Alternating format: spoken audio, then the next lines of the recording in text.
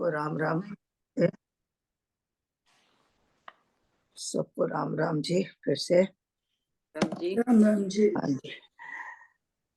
शुरू करने से पहले सबसे पहले तो हम अपने गुरुओं को प्रणाम करते हैं, जिन्होंने हमें ये शुभ दिन दिखाया कि आज हम गुरु महिमा का गान कर सकें, गुरु महिमा को पढ़ सकें और उसको समझ सकें।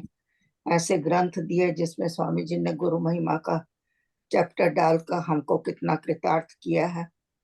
सो इसके लिए सबसे पहले हम अपने गुरुओं को प्रणाम करते हुए अपनी चर्चा को शुरू करेंगे। आज मन में इतने भाव उमड़ रहे हैं, समझ नहीं आ रही कि कहाँ से गुरु का गान शुरू किया जाए, क्योंकि इतने इतने उदाहरण अपने ही जीवन में है, औरों की तो क्या कहें। अपने ही अगर हम जीवन में देखें तो क्या क्या परिवर्तन हुए, किस तरह से हमारे जीवन में गुरुओं का आगमन हुआ, कैसे कैसे विकारों को उन्होंने थोड़ा दूर किया।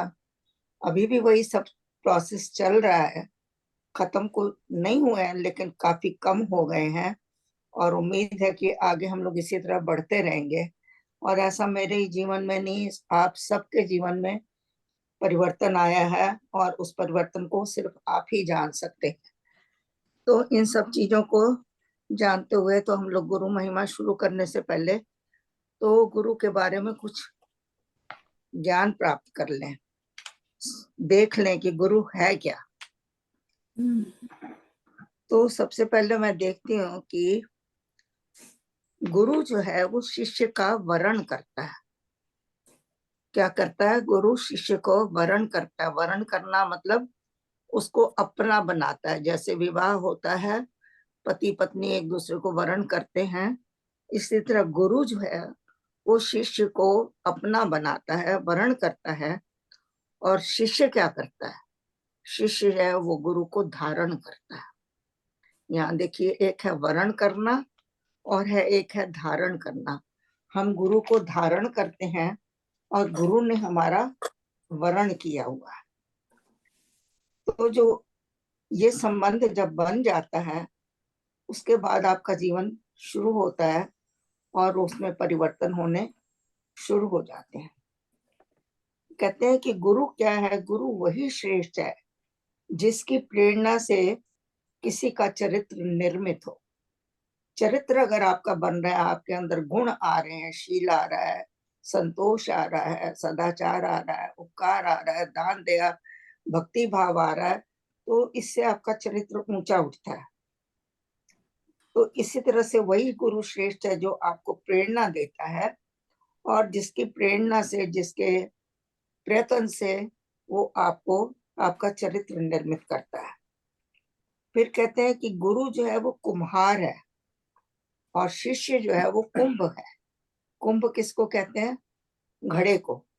जिस तरह कुम्हार जो है घड़ा गढ़ता है, लेकिन कैसे गढ़ता है? बाहर से तो उसको थपेड़े मारता है और अंदर उसको हाथ रख के घड़े को उसको शेप देता है ताकि ये सुंदर बने। तो इस यही हमारा गुरु जो है ये सब काम करते हैं।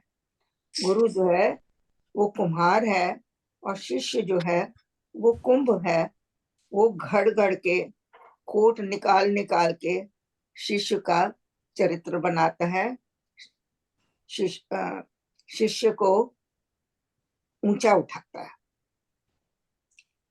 कहते हैं कि गुरु मिलता कैसे? गुरु स्वयं प्रकट हो जाता है, और गुरु के पाने की मन में अभिलाषा होनी चाहिए, तीव्र अभिलाषा होनी चाहिए, तो गुरु आपको स्वयं मिलेगा। कहते हैं गुरु में पूर्णता और अपूर्णता का भाव लाते ही आपके अंदर गुरु भक्ति कम हो जाती है। अगर आप गुरु में दोष देखने लग जाते हैं तो आपके अंदर भक्ति जो है वो कम होने लग जाएगी। इसलिए गुरु को में कभी दोष ना देखें। वो कहते हैं कि गुरु जो है आपके अंदर पहचान करता है कि आपके अंदर अच्छाई क्या है। वो आपके कभी दोष नहीं देखता है, वो हमेशा आपके अंदर गुण देखता है कि किन गुणों को मैं अगर इसको थोड़ा सपोर्ट करूं या थोड़ा इसको ध्यान दूं तो इसके ये गुण बढ़ सकते हैं और ये परमात्मा तक पहुंच सकता है। तो ये जो है गुरु ऐसा ही करता है, वो पहले पहचान करता है और फिर आपको सन्मार्ग पर चलाता है। अब गुरु बता रहे हैं कि 3 तरह के होते हैं। 3 तरह के कौन से होते हैं कि एक तो साधारण गुरु है, जो हमको संसार में मिलते हैं। संगीत सीखना है तो गुरु है, स्पोर्ट्स सीखना है तो गुरु है, खाना बनाना है तो कोई सिखाने वाला है, और कोई भी आपने विद्या को ग्रहण करना है तो उसके लिए आपको गुरु की जरूरत पड़ती है। ये आपको भौतिक ज्ञान देते हैं, संसार का ज्ञान देते हैं। दूसरा गुरु कौन सा है? धार्मिक गुरु होते हैं, जो आपको सिर्फ परमात्मा का के बारे में बताते हैं। सिर्फ ये कहते हैं कि परमात्मा जगत में है, आपको उससे थोड़ा जोड़ देते हैं, लेकिन आपको आगे तक नहीं ले जाते, वहीं तक ले जाकर कि परमात्मा का, क्योंकि वो खुद पूर्ण नहीं है। वो धार्मिक गुरु है, थोड़ा आपको धर्म का ज्ञान देते हैं और उसके बाद में आपको परमात्मा के साथ जोड़ देते हैं। लेकिन जो आध्यात्मिक गुरु है, जिसको हम सदगुरु कहते हैं, जो सदगुरु है वो प्रारब्ध को काटने का मार्ग बताते हैं कि हमारा प्रारब्ध कैसे कटे और फिर हम मोक्ष के लिए आगे कैसे जाएं, और आत्मा को वो शुद्ध करते रहते हैं। हमारे से कुछ ऐसे कर्म करवाते हैं जिससे हमारी आत्मा जो है शुद्ध होती जाती है, हमारे प्रारब्ध कटने लगते हैं और हम नए कर्मों को करने से पहले अच्छी तरह विचार करके सोच के निष्काम कर्म की तरफ बढ़ते हैं। तो आध्यात्मिक गुरु जो हैं, जिनको कि हम सदगुरु कहते हैं, वो महान होते हैं, वो पूर्ण होते हैं, वो हमें पूर्ण बनाकर ही छोड़ते हैं। वो आपका हाथ कभी भी तब तक नहीं छोड़ेंगे जब तक कि आपको वो परमात्मा के साथ आपका मेल नहीं करा देते हैं। तो और भी कई चीजें हैं कि गुरु जो है अद्वैतशील होना चाहिए। कैसा अद्वैत? जिस सिर्फ एक परमात्मा में ही विश्वास करे, उसके अंदर द्वैत भाव ना हो। वो अपने शिष्य को, अपने पुत्र को, सबको समान ही समझे और वो परमात्मा को, एक ही परमात्मा को माने, उसी को जाने और उसी को हमको बताए। गुरु हमारे बंधन भी काटते हैं, हमें परमात्मा के सम्मुख कर देते हैं। गुरु जो है वो एक तत्व है, शरीर नहीं है। अब यहाँ ये समझने लोग योग्य बात है कि तत्व है क्या। जो गुरु है, एक तत्व है, उसको हम गुरु तत्व कहते हैं। कई तो कहते हैं कि ये जो गुरु तत्व है एक भाव रूप में है, और कोई कहते हैं ये दया रूप में है, कि जब परमात्मा आपसे बहुत प्रसन्न होता है तो आपको वो गुरु से मिलवा देता है, या यूं कहिए कि परमात्मा स्वयं ही गुरु बन के आपके सामने आ जाता है आपका मार्गदर्शन करने के लिए। तो इस तरह के भाव हैं। और वैसे अगर आप तत्व के खाली परिभाषा जाने तो उसके लिए है कि हमारी सृष्टि में 118 तत्वों की बात कही गई है। 118 तत्व। अब हम ना तो उनके बारे में पूरा जानते हैं, ना हम उसकी चर्चा करेंगे, लेकिन हमको इतना पता है कि जब हमने तत्वों के बारे में पढ़ा था तो हमने देखा था कि प्रकृति जो बनी है वो 25 तत्वों से मिलके बनी है। उसमें हम 25 तत्व हम जानते हैं। उसमें क्या था? एक तत्व ज्ञान इंद्रियां, कर्म इंद्रियां, प्राण, पंचमात्राएं, पांच जो तन्मात्राएं होती हैं वो, और 5 तत्व जल वायु अग्नि पृथ्वी आकाश, ये 20 हो गए। और 3 थे मन बुद्धि अहंकार, 23। 24वां तत्व था प्रकृति और 25वां तत्व था पुरुष। तो ये 25 तत्वों से तो खाली सृष्टि बनी है, जिसके बारे में हमने पढ़ा था और थोड़ी चर्चा करी थी। लेकिन यहाँ ये 118 तत्वों की बात कर रहे हैं। अब इसके आगे हम लोग नहीं चलते, लेकिन हम तत्व को जाने, तत्व है क्या। जो तत्व है वो लिखा है कि केवल एक ही प्रकार के परमाणु से मिलकर बनने वाला पदार्थ तत्व कहते हैं। तो कहते हैं कि एक ही प्रकार के परमाणु से जो मिलकर बनता है, उसके अंदर और किसी प्रकार के परमाणुओं का जोड़ नहीं, कोई मिश्रण नहीं है, सिर्फ एक ही परमाणुओं से मिलकर बना है, वो तत्व कहलाता है। दूसरा बताते हैं कि तत्व जो है पदार्थ का, वो मूल रूप है जिसे किसी भी रासायनिक प्रतिक्रिया के द्वारा अन्य भागों में विभाजित नहीं किया जा सकता। कि जो तत्व है जैसा है वैसा ही रहेगा, उसके अलावा उसमें आप कुछ भी करें, कोई भी रासायनिक क्रिया करें, वो उससे उसको आप बदल नहीं सकते हैं। वो तत्व जो है उसी के उसी रूप में रहेगा। तो ये दो परिभाषाएं मेरे को उनकी मिली हैं। एक तो यह है कि एक ही प्रकार के परमाणुओं से मिलकर बनता है तत्व, और दूसरा उसको आप चेंज नहीं कर सकते, उसका एक ही रूप है, मूलभूत रूप है, मूल रूप है पदार्थ का, और उसको किसी भी क्रिया द्वारा उसको ना तो विभाजित किया जा सकता है, ना उसको बदला जा सकता है। इसी तरह बताते हैं कि पृथ्वी के अंदर कई सारे तत्व हैं, जितने भी आपने धातुएं देखी हैं वो सारे तत्व ही हैं। सो बस इतनी ही चर्चा हम इसकी तत्व की करेंगे, बाकी आगे हम चलते हैं। हाँ जी, किसी ने कुछ कहना है उससे पहले हाँ करें? जी, हाँ जी। अ, हरि कृपा गुरु मिले, जय श्री राम। गुरु कृपा हरि मिले, राम श्री राम। गुरुर् ब्रह्मा गुरुर्विष्णु गुरुर्देवो महेश्वरा, गुरुर् साक्षात् परम ब्रह्म, तस्मै श्री गुरुवे नमः। गुरु बढ़िया।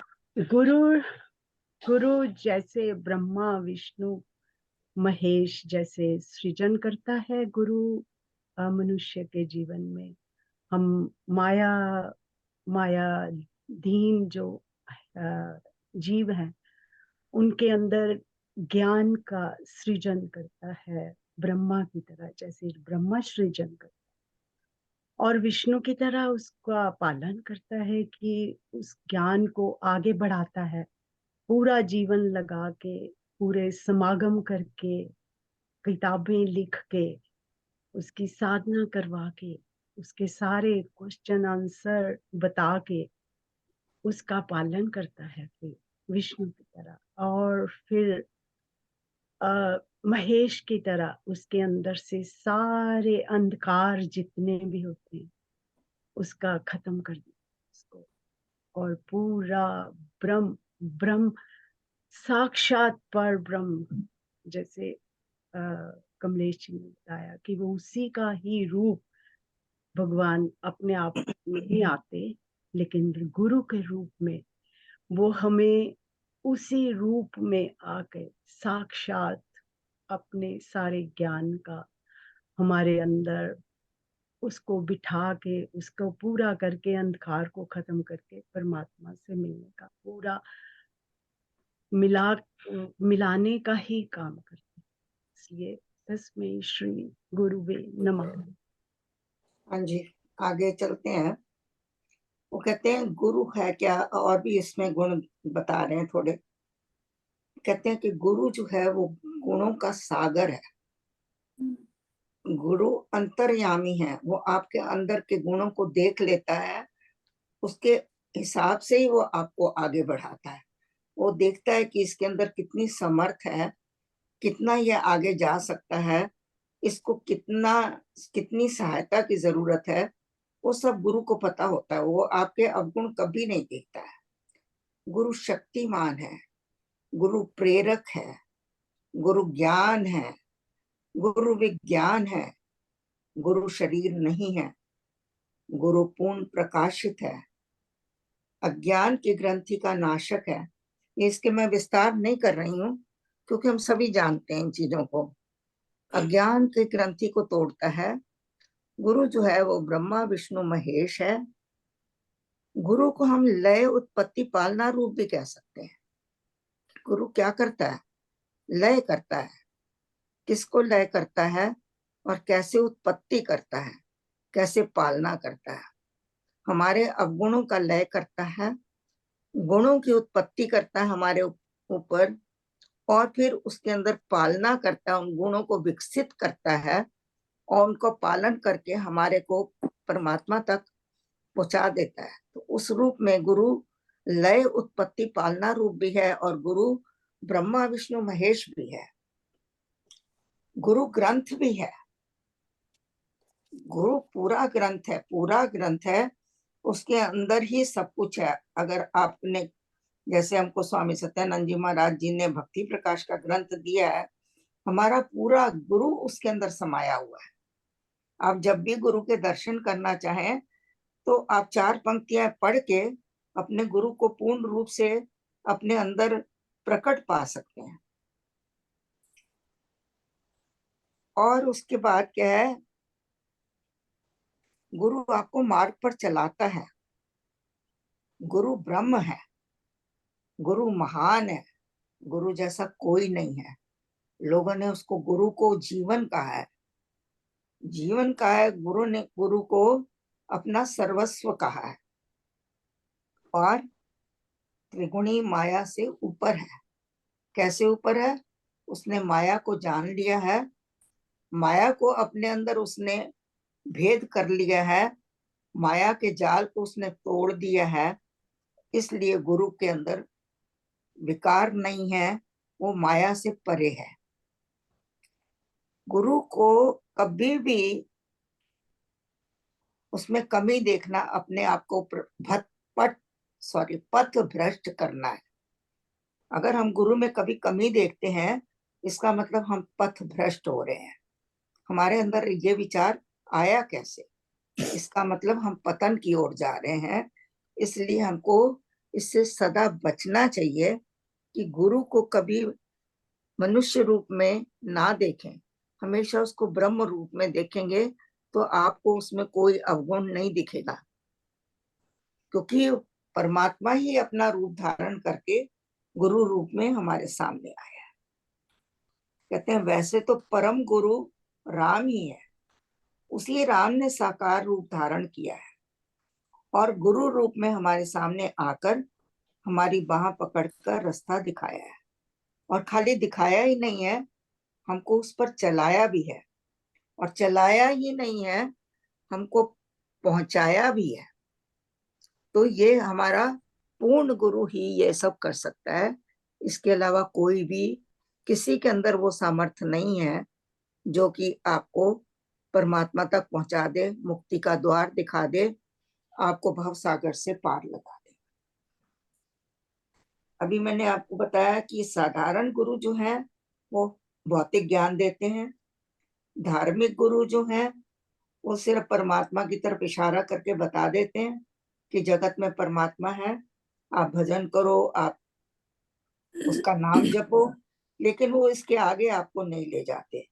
सिर्फ जो पूर्ण गुरु होता है, जो सदगुरु होता है, वो आपका हाथ तब तक नहीं छोड़ता जब तक कि वो आपको परमात्मा के पास सौंप नहीं दे। गुरु का शरीर ना रहने पर भी तत्व रूप में गुरु सदा साथ रहता है। कई लोग सोचते हैं ना, अब तो गुरु का शरीर नहीं रहा तो हम बिल्कुल अनाथ हो गए। ऐसा नहीं सोचना चाहिए। गुरु तत्व रूप में हमारे साथ तब तक रहेगा जब तक कि वो हमको मंजिल तक नहीं पहुंचा देता है।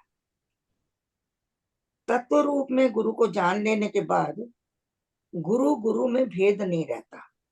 ये नहीं रहता कि ये तेरा गुरु है, ये मेरा गुरु है, ये स्त्री है, ये पुल्लिंग है। ऐसा कोई भेद नहीं रहता जब आप उसको तत्व रूप में जान लेते हैं। तब गुरु एक ही है, परमात्मा है, और जो भी आपको रूप उसके दिखते हैं वो परमात्मा के ही रूप है। तो आपके अंदर का भेद खत्म हो जाता है।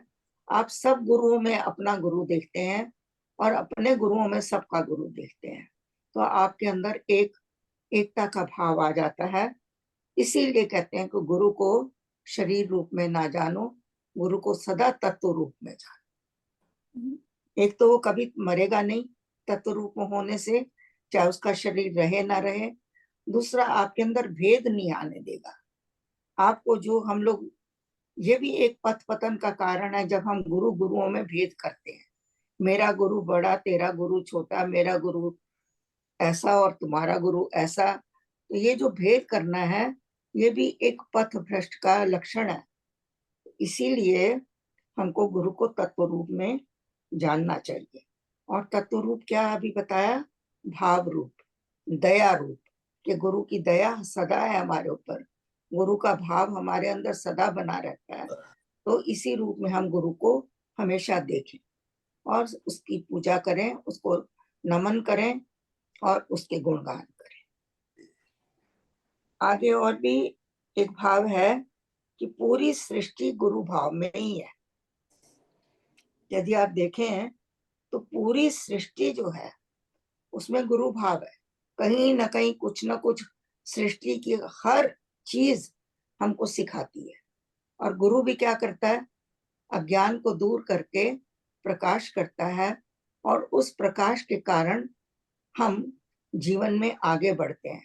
अंधकार में हमारा विकास नहीं होता, हमारा विकास सदा प्रकाश में होता है। तो कहते हैं जो इस सृष्टि में गुरु भाव है, उसका अर्थ है कि हम सृष्टि की हर चीज से कुछ ना कुछ सीखें, कुछ ना कुछ गुण प्राप्त करें। तो परमात्मा ने अपनी सृष्टि में अपने को गुरु भाव में ही प्रकट किया हुआ है। तो ये सब हम लोगों ने देखा, और ये हम लोग कुछ पहले पढ़ चुके हैं, कुछ आज उनको हमने फिर से रिवाइज किए हैं। तो इस तरह से गुरु का हमने आज अर्थ देखा। हाँ जी, उसके बाद अभी और भी है, लेकिन अगर किसी ने कुछ कहना है तो पहले कह लें, तो मैं आपको चांस देती हूँ कि आप लोगों ने भी अपनी गुरु महिमा के बारे में जो कुछ भी कहना है, आपके मुंह से भी शब्द निकले, सुंदर सुंदर शब्द, जो कि आप अर्चना रूप में अपने गुरु के चरणों में समर्पित कर सके। हाँ जी। गुरु से मतलब ही जैसे है, गु मतलब कि अंधेरा, रू मतलब रोशनी। हाँ गुरु जी। जो अंधेरी, जो हमारे अंदर की, हमारे अंदर जो वासनाएं और काम क्रोध और विकारों की अंधेरा हो चुका है, उससे बाहर ले जाने, रोशनी दिखाने का काम जो है वो गुरु करता है। हाँ जी। जब ये वाला काम वो करता है तो वो गुरु हमारे अंदर के सदगुरु को जगा देता है। उस सदगुरु के अंदर हमारे को सद्भाव, सदमार्ग रास्ते पे ले जाता है, सत्य की राह पे चलाता है। जो भी काम हम लोग करते हैं वो गुरु की प्रेरणा से ही करते हुए सदमार्ग रास्ते पे चलते हैं। और ऐसा कंटिन्यूस करते करते करते करते हम अपने अंदर के परम गुरु को जगा देते हैं। हमारे अंदर का परम गुरु, जैसे आपने बताया कि राम ही हमारा अंदर का परम गुरु है, और महाराज जी ने भी बोल दिया, परम गुरु जय जय राम, परम गुरु जय जय राम। और कबीर जी ने इसके बारे में लिखा है, गुरु का कभी धन्यवाद तो अदा कर नहीं सकते, या कभी उसका उपकार कभी उतार नहीं सकते। तो कबीर जी ने बड़े अच्छे श्लोक के अंदर एक श्लोक उन्होंने ऐसा बोला कि उसके बाद एंड ऑफ द गुरु की महिमा का अनंत सारा कुछ, सारा का सारा सागर जो है वो एक गागर में उन्होंने लपेट दिया। कबीर जी बोलते हैं, धरती सब कागज करूं। नहीं, कबीर जी बोले, राम नाम के पटन तरे। राम नाम के पटन तरे मतलब पटन, जैसे बार्टर सिस्टम होता था हमारे इंडिया के अंदर कि तूने मेरे को गेहूं दे दे, मैं तेरे को कुछ और दे देता हूं। तो इस तरीके का बार्टर सिस्टम को पटन तरा बोला जाता था पहले। राम नाम के पटन तरे, जो गुरु ने हमारे को राम नाम दिया है उसके पटन तरे, उसके एवज में, राम नाम के पटन तरे देवन को कछु नाही। मेरे को देने के लिए कुछ भी नहीं है, मैं, मेरे को पता ही नहीं कि मैं तेरे को क्या दूं। मेरे को जो तूने राम नाम का जो दान दिया है और मेरे भीतर के परम गुरु को जो तूने जगाया है, इसकी एवज में मैं तेरे को क्या दे सकता हूँ। राम नाम के पटन तरे देवन को कछु नाही, क्या देवे गुरु संतोषिए, होश ही नहीं मन माही। कि मेरे मन के अंदर ये ऐसा होश और ऐसी भावना जगी नहीं पा रही कि मैं उस, जो मेरे अंदर के गुरु जो जगह है, मेरा जो अंदर का परम गुरु जगह है, उसकी एवज में मैं क्या दूं और उसके बदले में मैं क्या ऐसा उपकार करूं अपने गुरु के लिए कि वो गुरु प्रसन्न हो। और गुरु उसको बोलता है कि सिर्फ तू इसका, उसका हो जा, बस दैट्स इट। हाँ, गुरु का हो जा, दैट्स इट। हाँ जी, गुरु का हो जा, और तू जैसे पे इट फॉरवर्ड, जैसे मैंने तेरे को कोई चीज दी है वैसे तू आगे ये बांट सकता है, या उस जिसको जो पात्रता है, जो पात्र है, उसको हम लोग अपने सत्संग के अंदर ला सकते हैं, और उसको भी वही जो तेरे को हैप्पीनेस, तेरे को आनंद प्राप्त हो रहा है, उसको भी वो आनंद प्राप्त हो सकता है कि अगर वो सत्संग हम लोग में कोई किसी को ला सकता है। तो ये सेवा भाव गुरु ने बोला। अच्छा, हाँ जी, आगे और भी हैं। और कोई कुछ बोलना चाहता है तो प्लीज अपना माइक कभी भी अनम्यूट कर सकते हैं, और प्लीज अनम्यूट करके माइक आप बोल सकते हैं। मैं तो इतना ही कहूंगा कि गुरु को जानने के लिए शिष्य को पूरी तरह से अपने अपने को समझो कि समर्पित। हम समर्पित ही करना पड़ता है पूरी तरह से, हम्म, और जरा भी उसमें भ्रम नहीं होना चाहिए कोई भी। क्योंकि कहते हैं कि कबीर जी ने कहा है, मैं तो तेरे पास में हूँ, मैं तेरे विश्वास में हूँ। हमें पूरा विश्वास जो है पूरा गुरु के प्रति होना चाहिए, विश्वास भी होना चाहिए, पूरी तरह से हमें समर्पित, सरेंडर, 100% सरेंडर होना पड़ता है, समर्पित। उसके लिए शिष्य को ये जरूरी, ये पहले साधना करनी पड़ती है कि मैं पूरी तरह से सरेंडर हूं कि नहीं। ये इसमें देखिए मत है, अगर आप पहले साधना करने लगते हैं तो आपको साधना का ज्ञान ही नहीं है, जब तक कि गुरु आपको ये साधना आपसे गुरु करवाता है। गुरु आपको शक्ति देता है, गुरु आपको बल देता है, गुरु आपको ज्ञान देता है, तब आप साधना के पथ पर चलते हैं। अगर आप ये सोचें कि मैं पहले साधना कर लूं फिर गुरु को जानूं, वो नहीं हो पाएगा। आप शुरू में जब गुरु धारण कर लिया, सोचिए कि आज मैंने सिर झुका दिया तो सदा झुका ही रहेगा, अब इसके आगे मेरे पास और कोई चॉइस नहीं है। तो ये होता है समर्पण। समर्पण में आपको ज्ञान हो ना हो, आपके अंदर भक्ति हो ना हो, आपके अंदर एक ही चीज होनी चाहिए कि सिर झुक गया तो झुका ही रहे, बस अब गुरु के आगे मैंने कभी भी अपना मस्तक ऊंचा नहीं करना और उसमें कुछ और देखना ही नहीं।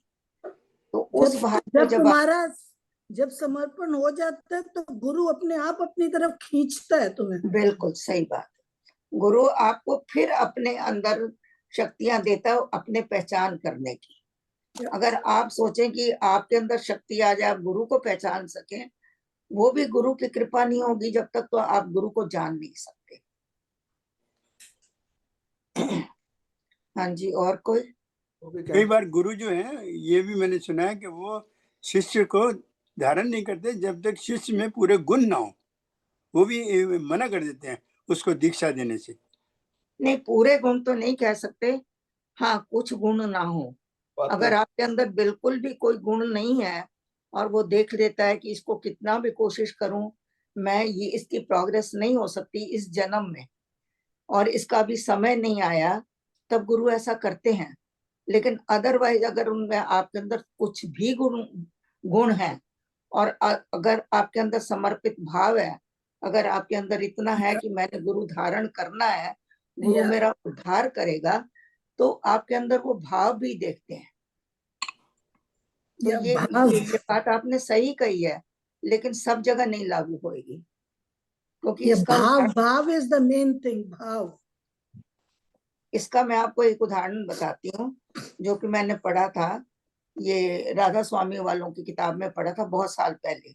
तो उन्होंने कहा था कि एक बार उनके गुरु जी किसी जगह पर आए, और जगह का तो नहीं मेरे को नाम याद, तो वहां पर उन्होंने सत्संग वगैरह किए।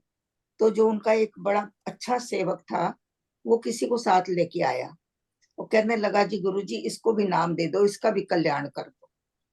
तो गुरु जी ने उसको कहा कि नहीं, इसका भी समय नहीं आया है, तो आप जो है इसके लिए अभी बहुत फोर्स ना करो, समय आने पर इसको नाम भी मिलेगा, गुरु भी मिलेगा और इसका कल्याण भी होगा, लेकिन इसके जन्म में, इसके जीवन में, इस जीवन में इसका संजोग नहीं है। तो वो बहुत गिड़गिड़ाया, कहता जी आप नहीं कल्याण करोगे तो कौन करेगा, एक आप ही तो हो। इतना उसने कहा, इतना उसने कहा, तो गुरु जी ने यही कहा कि ओके, मैं तेरी बात मान लेता हूँ, और बात मान लेने के बाद तू मुझे रोकना मत, मेरे लिए तू टांगा मंगवा दे। और जैसे ही मैंने इसको नाम दिया, ऐसे ही मैं टांगे में बैठ के मैं बाहर निकल जाऊंगा। और वो शिष्य मान गया, कहता है जी गुरु उसका कल्याण हो जाएगा, कोई बात नहीं। तो उन्होंने जी उसको बुलाया, उसको जो भी उनका था कि नहा धो के आओ मेरे साथ बैठो, तो गुरु जी ने उनको नाम दे दिया, नाम दे दिया। और उसी वक्त जो है वो अपना टांगे में बैठ के चले गए। जैसे वो ट्रेन में बैठे तो कहते हैं कि उनके ऊपर इतना ज्यादा मतलब बुखार और ये सारी चीजें आई कि अगर कोई उनका शिष्य देखता तो बर्दाश्त भी ना कर सकता। इसलिए उन्होंने कह दिया कि किसी को भी इन्फॉर्म करने की जरूरत नहीं है कि को मुझे स्टेशन पे आके मिले। तो जी वैसा ही किया गया और गुरु जी गए, अपने ठिकाने पहुंचे और उन्होंने जिस वक्त अपना कमरा बंद कर लिया और कई दिन तक वो तपते रहे उसी में। तो उसके तपने के बाद जो शिष्य को उन्होंने नाम दिया था वो कुछ दिन जीवित रहा, उसके बाद उसकी मृत्यु हो गई, उस शिष्य की मृत्यु हो गई। और गुरु जी से जब बाद में पूछा गया तो उन्होंने यही कहा कि इसके जीवन में इस बार नाम लिखा नहीं हुआ था, आप लोगों ने बहुत कोशिश करी है कि उसका कल्याण हो जाए, उसका कल्याण इस जन्म में नहीं था, उसका कल्याण अगले जन्म में है। मैंने उसके जितने भी पाप थे सब मैंने अपने ऊपर लेके मैंने उनको भोग कर मैंने इसको नाम दे दिया था कि ताकि इसकी शुरुआत हो जाए। तो इस तरह से गुरु देखते हैं कि आपके अंदर गुण है कि नहीं है। लेकिन पूर्ण गुरु अगर आप हैं तब तो आपको गुरु की जरूरत ही नहीं है। अगर आप में कुछ भी गुण है जिसको विकसित करके आप मार्ग पर चल सकते हैं तो आपको गुरु जरूर अपनाता है। और ये मैंने पढ़ा है और ये बात मेरे दिमाग के अंदर बैठी है कि अगर गुरु किसी बात के लिए मना करते हैं तो जिद करके हमको अपनी बात कभी नहीं मनवानी चाहिए। आप लोगों को कैसा लगा? प्रेम जी महाराज जी या ने भी ऐसा किया हुआ है। सुना गया है कि प्रेम जी महाराज दूसरों के अवगुणों को अपने ऊपर ले लेते थे और उनको फिर शक्ति देते थे आगे काम करने की। जैसे एक कोई आंखों का डॉक्टर था, उसके हाथ हिलते थे या क्या था, something I heard, not sure. तो वो कहते हैं कि उन्होंने उसका देखा कि ये कितना कल्याण कर सकता है दुनिया में, कितने लोगों को जीवन दे सकता है, आंखें दे सकता है। तो कहते हैं सुना कि उन्होंने उसका अवगुण जो था उसका विकार अपने ऊपर अपने शरीर पे ले लिया। तो गुरु भोग लेते हैं क्योंकि उनके अंदर शक्ति है। या ठीक है जी, जी आगे चलते हैं थोड़ा। किसी को कुछ कहना है तो कह सकते हैं, नहीं तो मैं आगे चलूं। अभी हम दोहे नहीं शुरू कर रहे हैं, उससे पहले हम कुछ और संतों की बातें कहना चाहते हैं जिन्होंने गुरु महिमा गाई है।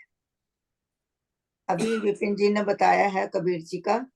कबीर जी ने दूसरा भी लिखा है कि धरती सब कागज करूं, लेखनी सब बन राय, सात समुद्र की मसी करूं, गुरु गुण लिखा ना जाए। पूरी धरती को मैं अगर कागज बना लूं और जितने भी वन हैं, जितने वृक्ष हैं, उनकी सबकी मैं कलम बना लूं और सात समुद्रों की मैं स्याही बना लूं, इतने गुण जो गुरु के अंदर हैं तब भी गुरु की महिमा गाई नहीं जा सकती, लिखी नहीं जा सकती। हाँ जी, मीरा जी ने क्या कहा है अपने गुरु के लिए? मोहे लागी लगन गुरु चरणन की, मोहे लागी लगन गुरु चरणन की, चरणन की भव तरनन की, चरण बिना मोहे कछु ना भावे, जग माया सब सपनन की, मोहे लागी लगन गुरु चरणन की। तो उन्होंने गुरु के चरणों की इस तरह से महिमा गाई है। सहजोबाई ने क्या कहा है? सहजोबाई कहती हैं ऐसे तो दुनिया में बहुत संत हैं, बहुत, जिन्होंने गुरु महिमा गाई है, लेकिन हम मेरे पास में सिर्फ 3-4 उदाहरण मेरे दिमाग में हैं जिनको कि मैं आपके सामने रख रही हूँ। सहजोबाई कहती है राम तजू गुरु को न विसारू, गुरु के सम हरि को न निहारू। सहजोबाई कहती है कि मेरे को अगर गुरु को तजना, राम को तजना पड़ जाए तो मुझे मंजूर है, लेकिन मैं अपने गुरु को नहीं भूल सकती। और गुरु के बराबर मैं परमात्मा को भी ना निहारूं, ऐसा कहते। गुरु को इतना ऊंचा उन्होंने दर्जा दिया है, तो कहती है कि गुरु के सम हरि को ना निहारूं। गुरु के बराबर मैं परमात्मा को भी नहीं देखना चाहती। गुरु ऊंचा है। क्यों ऊंचा, उन्होंने आगे बताया कि हरि ने तो जन्म दे दे के हमको भटकाया है।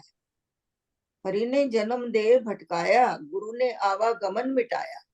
गुरु क्या कर रहा है? भगवान तो हमको भटका रहा है और गुरु ने हमारा आवागमन को मिटाया है।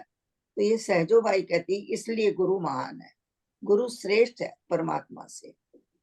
पर वो राम कृपा के बिना थोड़ी होता है, तो फिर गुरु के ऊपर भी तो राम की कृपा हो रही है, तो आपको आपका सन्मार्ग हो रहा है ना। आई डोंट नो, मैं समझ नहीं भाई आपकी राम तो बात खुद को। गुरु बन के आ गए ना। नहीं, भगवान तो खुद गुरु बन के आपके सामने आता है और आपको फिर वो ऐसी दृष्टि देता है, ऐसा भाव देता है कि आप गुरु महिमा तभी गाते हैं। बिना भाव के, बिना उसके तो कुछ हो नहीं पाता। गुरु ने आपके लिए जो जो किया है, तो उस उपकार के शब्द तो हर घड़ी हर पल निकलते हैं आपके ये ऊपर। वही मैं कह रही हूँ ना कि वो राम जी तो करवाते हैं, तो फिर करवाने वाले तो वही हैं। वो तो हर काम के पीछे उसी वही है, इसमें तो कोई दूसरी राय भी नहीं है। दूसरा वो सहजो भाई कहती हैं, हरि ने रोग शोक सब दीना। हरि ने हमको रोग दिए हैं, शोक दिए हैं, दुख दिए हैं, सारा हमारा जीवन इन चीजों से भर दिया है। और गुरु ने क्या किया है? पाप ताप हर लीना, हमको रास्ता दिखाया है, दुखों से कैसे हम दूर हो सकते हैं। ताप हमारे अंदर जितने भी शोक हैं, जितने ताप हैं, ये सब कैसे गुरु ने हमको रास्ता बताया है। तो इसलिए सहजो बाई कहती है, मेरे लिए गुरु परमात्मा से ऊपर है। एक दोहा मुझे भी याद आ रहा है, गुरु गोविंद दोहु खड़े काके लागू पाए, बलिहारी गुरु आपने गोविंद दियो बताया। हाँ जी, वो कबीर जी का वो भी आ रहा है। अच्छा किया आपने बताया। हाँ जी, फिर इसी तरह से कह रहे हैं, ये तो कबीर जी का इन्होंने बता ही दिया, तो मुझे दोबारा बताने की जरूरत नहीं है। तुलसीदास जी ने भी अपनी गुरु की महिमा गाई है। मुझे लगता है रामायण में उन्होंने राम से पहले गुरु को पूजा है, गुरु वंदना की है। हमारे स्वामी जी ने भी ऐसा ही किया है। जब रामायण पढ़ते हैं, गुरु वंदना आती है, फिर उसके बाद राम की वंदना आती है। उसके बाद मैं कल सुन रही थी शबरी का कोई पाठ, तो उसमें जब नवधा भक्ति जो है राम जी ने शबरी को दी, तभी उन्होंने यही कहा कि शबरी, गुरु को कभी भी परमात्मा से कम ना समझना। ये 8वीं की 9वीं, उन्होंने 8वीं भक्ति की 7वीं भक्ति में उन्होंने ये कहा है कि गुरु को कभी भी परमात्मा से कम ना समझना। और शबरी का उदाहरण तो गुरु भक्ति का सबसे बड़ा है। 80 साल उसने गुरु के कहने पर श्री राम जी की प्रतीक्षा की, क्योंकि गुरु जैसे ही उन्होंने अपना शरीर छोड़ा, तो शबरी ने उसी वक्त ठान लिया कि वो भी गुरु के साथ ही अपना शरीर छोड़ देगी, क्योंकि वो गुरु भक्ता थी, परम गुरु भक्ता थी। लेकिन उनके गुरु ने कहा कि नहीं, तुझे अपने शरीर को रखना पड़ेगा। तुम्हारे ऊपर जो आरोप लगे हैं, इतने तरह तरह के, मेरे ऊपर जो इतने आरोप लगे हैं, ये तभी खत्म हो पाएंगे जब तुम्हारे यहाँ राम आएंगे। तुम्हारे सब भक्तों को, संतों को, इतने बड़े बड़े लोगों को छोड़कर जब राम तुम्हारे घर आएंगे, तब जाके उनको पता लगेगा कि जो जो आरोप उन्होंने तुम्हारे ऊपर और मेरे ऊपर लगाए हैं, उन सब का तभी निवारण हो पाएगा। इसलिए तुझे अपने शरीर को रखना है और उस शरीर को रख कर तूने राम की प्रतीक्षा करनी है। कहते हैं कि शबरी ने 80 साल तक राम की प्रतीक्षा की। 80 साल कहते हैं, क्योंकि वो बहुत छोटी थी जब उसकी शादी हो रही थी। उस वक्त उसको जो है वो उसने घर छोड़ दिया था और गुरु के शरण में आ गई थी। उसके बाद गुरु के ने जब अपना शरीर छोड़ा, तो उन्होंने शबरी को शरीर रखने के लिए कहा और कहा कि तुम प्रतीक्षा करो। तो शबरी ने 80 साल तक अपने गुरु के कहने पर श्री राम जी की प्रतीक्षा करी और अपने गुरु को और अपने आप को उन आरोपों से मुक्त किया जो कि वहां पर आसपास के जितने साधु संत महात्मा रहते थे वो कहते थे कि इनके नहाने से पूरी जो नदी है वो अपवित्र हो जाती है, और भी तरह तरह के आरोप थे उनके ऊपर। तो इस तरह से कहते हैं कि शबरी को भी राम ने कहा कि गुरु को कभी भी परमात्मा से कम ना समझना, और शबरी ने तो ये करके ही दिखलाया। सो इस तरीके से ये है, और मुझे लगता है कि भरत ने भी राम को सदा गुरु के रूप में ही जाना था। इस तरह से तो और भी कई उदाहरण हैं। सो हम इसको यहीं पर समाप्त करते हैं, और आगे आप देखिए किसी को कुछ कहना है, किसी के पास और कुछ उदाहरण है तो आप प्लीज बोलिए। मैं कुछ ऐड कर देता हूँ। हाँ जी। हम जो बात कर रहे हैं ना गुरु और शिष्य की, it is not the same thing as teacher and taught. Student, जैसे आपने पहले बताया, स्टूडेंट्स और टीचर का रिश्ता ऐसा होता है, वो बाहर की बातें बताता है। हम भूगोल पढ़ते हैं, हिस्ट्री पढ़ते हैं, फिजिक्स, केमिस्ट्री, लेकिन बाहर की दुनिया की बातें करते हैं। गुरु बताता है कि इनर पीस कैसे हो, लास्टिंग पीस कैसे हो, मोक्ष कैसे हो, इन बातों को। अच्छा, इन बातों को शब्दों में कई दफा तब्दील नहीं किया जा सकता। Silence is the most important thing. जितना साइलेंट आदमी रह सके, प्रेम जी ने की कोई किताब, कोई चीज, कोई नहीं है, सिर्फ उनकी आभा मंडल, सिर्फ उनकी कंपनी, सिर्फ उनके आसपास बैठ जाना ही अपने आप में एक बड़ी भारी कृपा है। एक शिष्य बुद्ध के थे जिसका नाम था महाकाश्यप। बुद्ध जब भी किसी जगह आए थे तो कुछ ना कुछ बोले थे, पर एक दफा आए तो कुछ बोले नहीं, बिल्कुल शांत ही रहे। तो लोग देखते रहे कि कर क्या रहे हैं। अगर मान लीजिए 100 आदमी आए तो चुप करके चले गए, फिर दोबारा आए तो लोगों ने कहा ये टाइम वेस्ट करते हैं, 50 ही आए। तीसरी बारी आए, चौथी बारी, महाकाश्यप को एक फूल सिर्फ दिया, उसमें ही बहुत कुछ दे देना था। तो ये कुछ चीजें ऐसी होती हैं, messages are conveyed through the language of silence. This is itself great. इसीलिए कहते हैं prayer और faith invisible होते हैं but they work wonders. तभी कहते हैं ना, यथाशक्ति परमाणु में। आप जो आदमी जाप करता है, जो आदमी श्रद्धा रखता है, जो आदमी समर्पण करता है, उसको अंदर से बड़ी शांति मिल जाती है। बाकी शब्दों का ज्ञान देने वाले तो कई हैं, किताब में पढ़ो, इंटरनेट पे पढ़े, यूट्यूब में पढ़े, इधर का उधर बोले उधर, तो उसमें वो मैला हो जाता है ज्ञान। अपने पास से लोग जोड़ लेते हैं बहुत कुछ, क्योंकि अपनी पर्सनल ओपिनियन, अपना भाव ऐड कर देते हैं। गुरु वाला आते आते तक वो नहीं रहता जो ओरिजिनल था। तो तर्क विद्या एक तरफ है और रियलाइज करना दूसरी तरफ है। तर्क का मैं एक एग्जांपल देता हूँ जो कहीं पहुंचाता नहीं है आपको। मुल्ला नसरुद्दीन का लड़का ला पढ़ के आया जल्दी जल्दी, तो उसने आते कहा बड़े मैं दे सकता हूँ तर्क और एग्जाम्पल। मुल्ला भी बैठा था और उसकी बीवी बैठी थी। तो माँ ने ला के 2 सेब रख दिए। तो मुल्ले का बेटा बोला, माँ मैं से कितने सेब हैं? 2, मैं से अभी 3 प्रूव कर देता हूँ। कैसे? कहते ये देखो, सेब नंबर 1, ये सेब नंबर 2, 2 और 1 मिलके कितने हो गए? 3।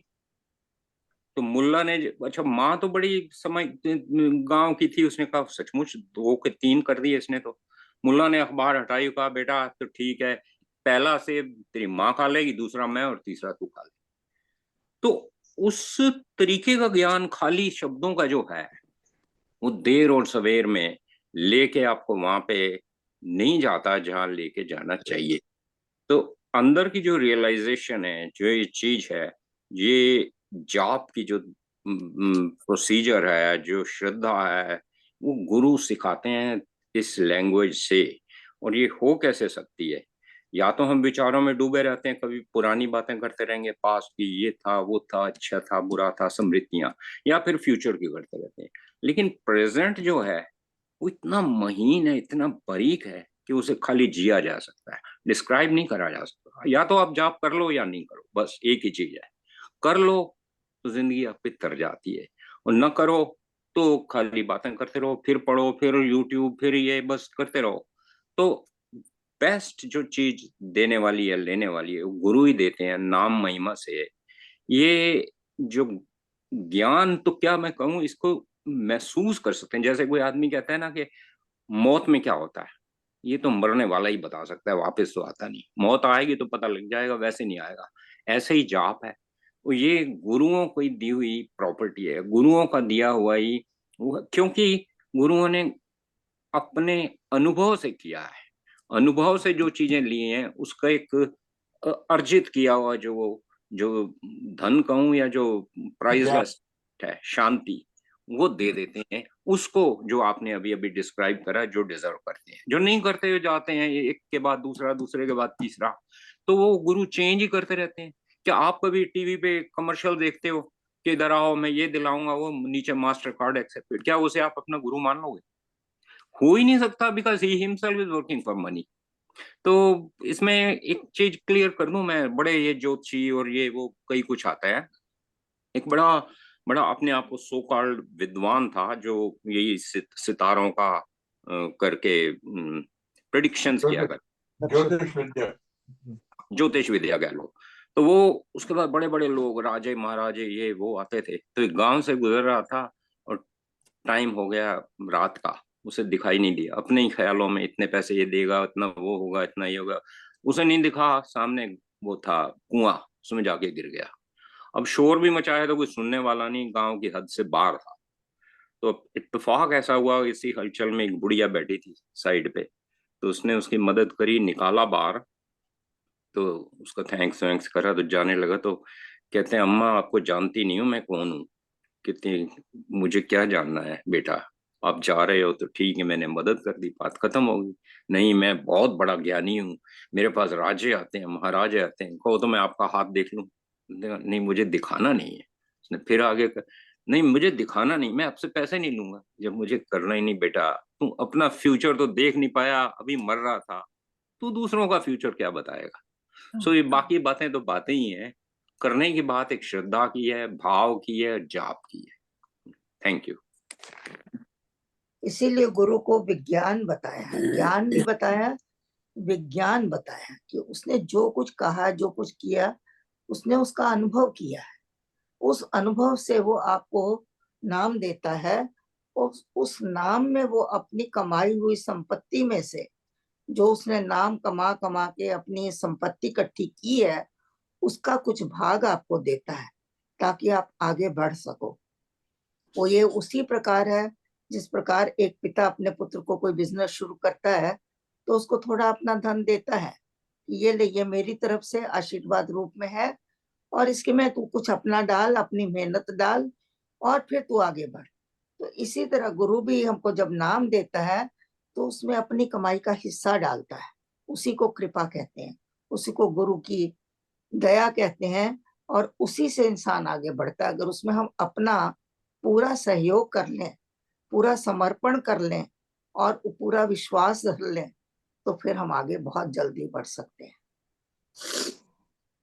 हाँ जी। एक आपने सहजो भाई का उदाहरण दिया है। एक्चुअली जो सहजो भाई ने गुरु महिमा की है, सिर्फ एक एक जब उनकी शादी हो रही थी सहजो भाई की, और उनकी जो माँ थी उनकी उनकी चोटी बना रही थी शादी के उपलक्ष्य में, की शादी होने वाली है और उसकी चोटी बना रही थी। तो चरणदास जी, सहजो भाई के गुरु जो थे चरणदास जी थे, सिर्फ उनके सामने से निकले और उन्होंने उस पात्रता को पहचाना और सिर्फ एक श्लोक बोला।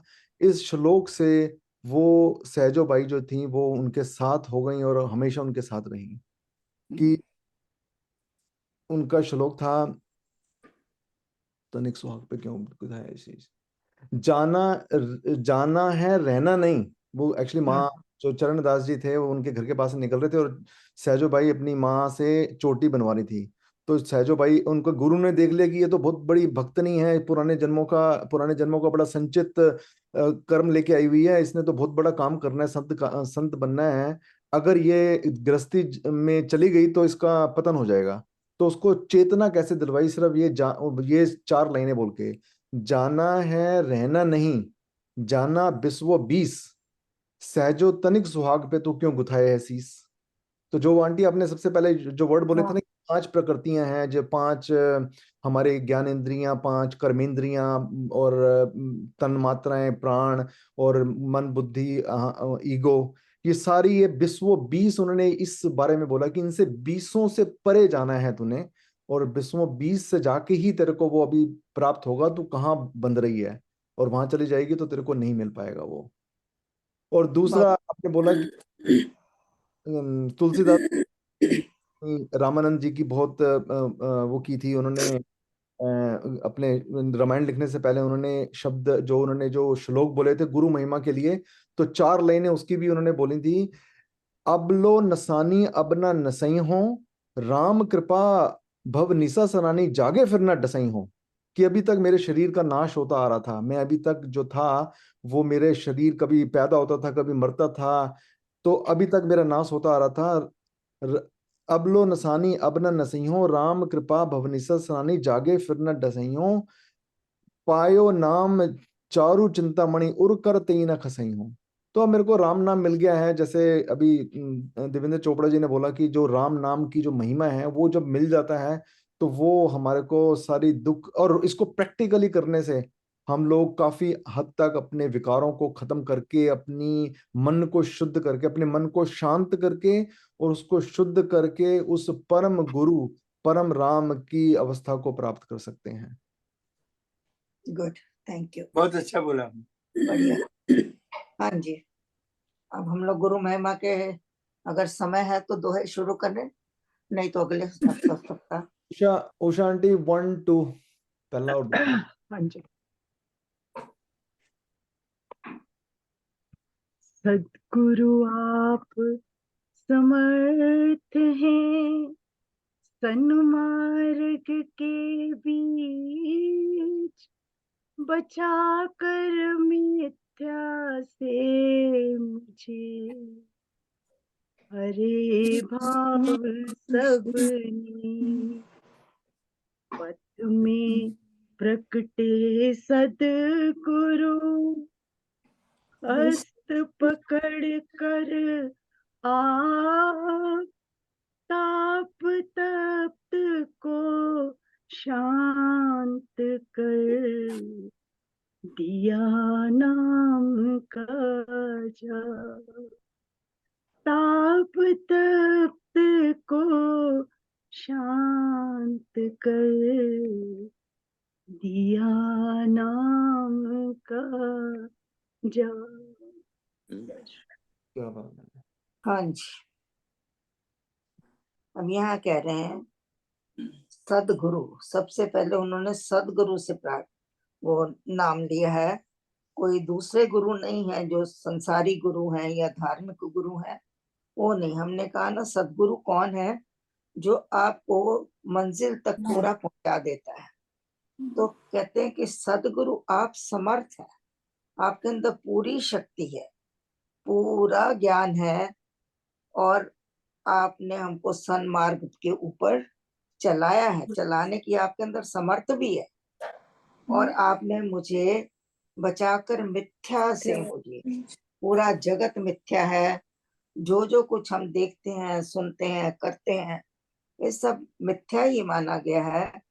कहते हैं बचाकर मिथ्या से मुझे, आपने मुझे ज्ञान दिया, उस ज्ञान से मुझे पता चला कि पूरा जगत मिथ्या है, और आपने उससे मुझे बचा लिया है।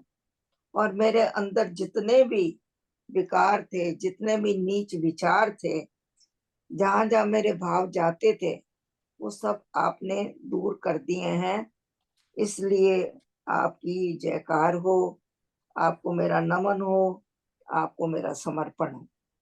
तो ये शुरू में ही एक भावना स्वामी जी ने अपने गुरु के प्रति या परमात्मा के प्रति बताई है, क्योंकि उनका गुरु तो सिर्फ राम ही था, उनका तो संसारी गुरु तो हमको पता ही नहीं है, और ना ही कहीं उन्होंने इस बारे में चर्चा की है। तो कहते हैं पथ में प्रकटे सदगुरु, हस्त पकड़ कर आप। कहते हैं ये तो अचानक ही मेरे को गुरु मिल गया। कैसे मिल गया? जैसे रास्ते में कोई चल रहा होता है और आपको अचानक कोई चीज मिल जाती है, कोई मित्र मिल गया, या कोई संपत्ति मिल गई, या कोई जमीन पे गिरा हुआ धन दौलत मिल गई। तो इसी तरह से गुरु भी प्रकट हो गए हैं, और उस गुरु ने क्या किया है, मेरा हाथ पकड़ लिया है, मुझे सत्मार्ग पे चला दिया है, मेरे अंदर के बुरे भाव हट लिए हैं और मेरे मन को शांत कर दिया है। किससे शांत किया है? दुखों से, तापों से, पापों से, जिससे कि हमारा मन, हमारा जीवन तप्त हुआ पड़ा है। तप्त माने होता है जब आग किसी को पकड़ती है या आग की जरा सी लपट आपके ऊपर आती है तो जो पीड़ा होती है उसको तप्त कहते हैं। तो इसी तरह संसार के तापों ने, ताप कितने प्रकार के हैं? 3 प्रकार के ताप माने जाते हैं। एक तो भौतिक ताप है, मानसिक ताप है, और भी कोई आध्यात्मिक है, शायद मेरे को पूरा याद नहीं है इस वक्त। तो ये तापों से हमारा जीवन जो है वो जल रहा है, तप्त हो रहा है, और उससे हमको चैन नहीं पड़ रही है। तो उन ताप तप्तों को तूने शांत कर दिया है, सबको मिटा दिया है। हमारे मन के अंदर जो जो विकार थे, जितने जितने ताप थे, बीमारियां होती हैं वो भी एक ताप है, विचार गंदे हैं वो भी एक ताप है। वो आपके अंदर कभी चैन नहीं आने देते हैं। अगर बुरे विचार आपके अंदर चल रहे हैं तो आपको चैन आपका खत्म हो जाता है। तो कहते हैं कि आपने कैसे इनको शांत किया है, मुझे नाम का जाप देकर आपने इन सबको दूर कर दिया है। इसलिए उपकारी बन के धन्यवाद करते हुए स्वामी जी अपने गुरु को नमस्कार कह रहे हैं और परमात्मा को धन्यवाद दे रहे हैं। हाँ जी, और कुछ किसी को ऐड करना है? मैं तो इतना ही कहूंगा कि हम जो है बड़े धन्यवाद हैं। ये जो हमारा संगठन है, ये एक साइंस भी आज की यही कहती है कि कलेक्टिव कॉन्शियसनेस में बहुत दम है, इसमें बहुत कुछ सीखने को मिलता है और सबका भला हो सकता है, हो भी रहा है, इसका प्रमाण भी हमें मिलते हैं। और मैं कहूँगा कि इस विश्वास में ये अटल रहे। ये जो संगठन कलेक्टिव कॉन्शियसनेस है, इसको जायज रखें, इसमें बहुत बड़ी शक्ति है, इसके अंदर जुड़े रहें। हम ऐसे ही जुड़े रहें जैसे हम अभी जुड़े हुए हैं इस वक्त। ये मेल जोल का से ही हमको जो है अपनी आत्मा का ज्ञान हो सकता है और अपने आप को हम जगा भी सकते हैं। इसलिए इसमें बड़ी शक्ति है इसमें। तो इसको अंदर हम ऐसे ही मिले जुले रहें, ऐसे जुड़े रहें। मेरी एक विनती है और सब आत्माओं से एक प्रार्थना भी है कि भी इसको हम तेजी में लाएं, इसको ओज में लाएं और इसको हम अपनी भक्ति में उसको दीक्षित करें, उसके अंदर ध्यान में रहें, उसके अपनी आग को बढ़ाते रहें, अपनी ये भी गुरु कृपा, ये देखो गुरु कृपा है। जैसे कमलेश जी को उन्होंने उनके अंदर से ही ये सारा जो भी हम सबको गाइड कर रहे हैं, हमें सब कुछ इधर सारा, और ये पूरा संगठन राम शरणम का, विपन जी, नरेंद्र जी, सारे ये सारी गुरु कृपा चल रही है हम पे। अगर हम देखें तो ये बिल्कुल सही बोला आपने कि हमारी भी थोड़ी इस संगठन को पूरा हम जितना बढ़ा सके, जितना जुड़ सके, जितना समय दे सके और जितना हम अपने विचार रख सके, तो एक दूसरे को लाभ है इससे। हमारी जो वाइब्रेशन एक दूसरे से प्रेरित होती हैं, मिल रही है। हाँ जी, वो वाइब्रेशन से सारी, जैसे देखो सुबह पहले सबसे पहले मंगल भावना करते हैं तो उससे उसी से हम उठ जाते हैं, उसकी एनर्जी से, उसकी सबकी जो मिली जुली, हम सबके लिए जो प्रेयर है, जो सब इतना ज्ञान जो सबसे मिल रहा है, सारे जुड़ रहे हैं। मिस्टर चोपड़ा है, सारे एक एक का नाम हम ना लेके, अरोड़ा साहब है, सारे जितने भी, सारी संगत, पूरी संगत का वही पार्टिसिपेशन है। अगर हम साथ भी आते हैं, उसके साथ जुड़ते हैं, तो वो सारी संगत को हाथ जोड़ के बहुत धन्यवाद। और यही प्रेयर हमारी विनती है कि हम जितना इसको आगे बढ़ा सकें। थैंक यू, हाँ जी, थैंक स्वामी यू जी सो ने मच एवरीवन। ये कृपा है गुरु। इसी का नाम सत्संग है। इसी को स्वामी जी ने संग शक्ति कहा है। संग शक्ति में बहुत बल है। जैसे आप एक लकड़ी ले लें, उसको कोई भी आराम से उसको तोड़ सकता है। अगर आप एक गट्ठर ले लें, आप उसको नहीं हिला सकते हैं।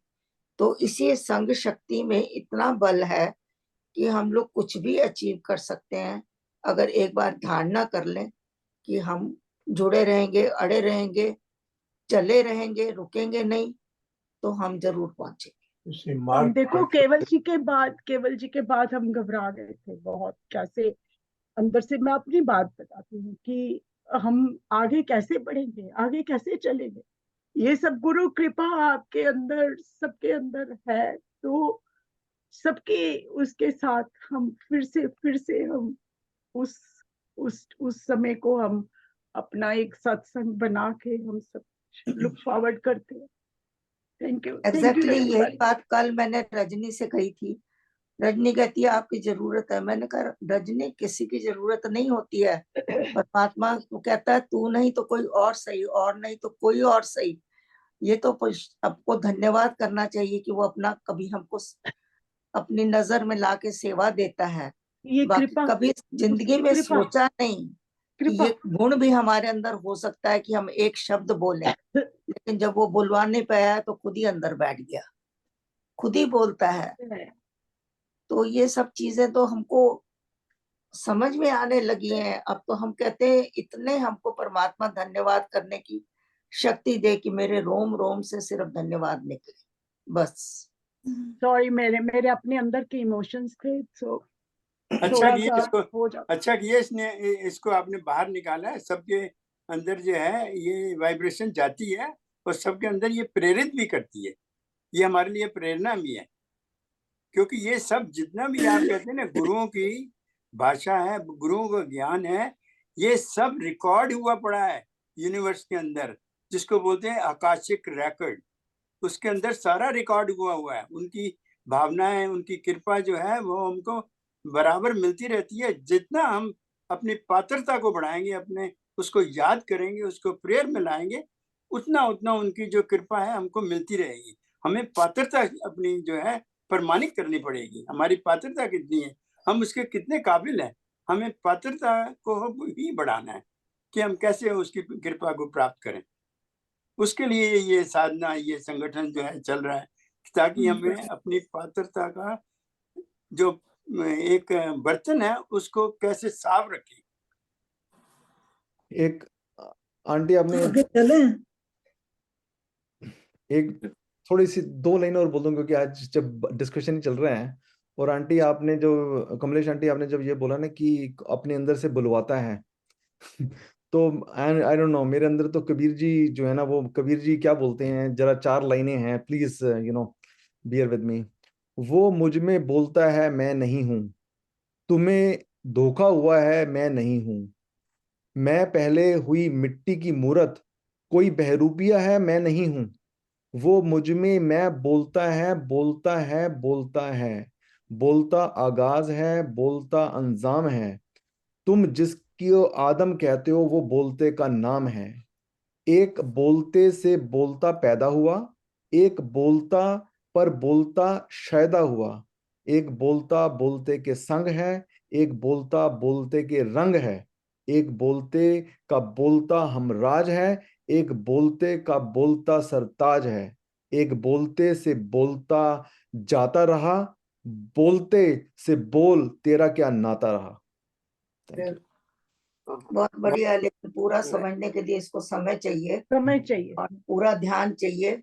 लेकिन इसमें तो कोई शक नहीं कि वो खुद बोलता है, वो खुद बोलता है, खुद बुलवाता है, शरीर को यूज करता है आपके। बस अगर आप चाहते हैं तब, अगर आप सेवा भाव चाहते हैं, कुछ करना चाहते हैं, तब वो अगर वो चुन लेता है आपको, तो आपसे अपना काम खुद करता है और करवाता है।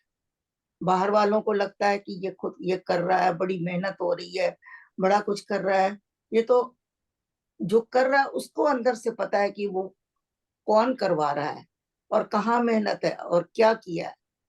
सोने के बाद रात दिन जब सोते सोते सोते एक सैटरडे को उठ के बैठ जाते हैं और किताब खोल देते हैं, तो फिर उसको मैं क्या कहूँ? मेरी मेहनत है? कोई मेहनत नहीं है। मेहनत सब उसी की है, दया उसी की है, कृपा उसी की है, सब कुछ जो कहो सब उसका है।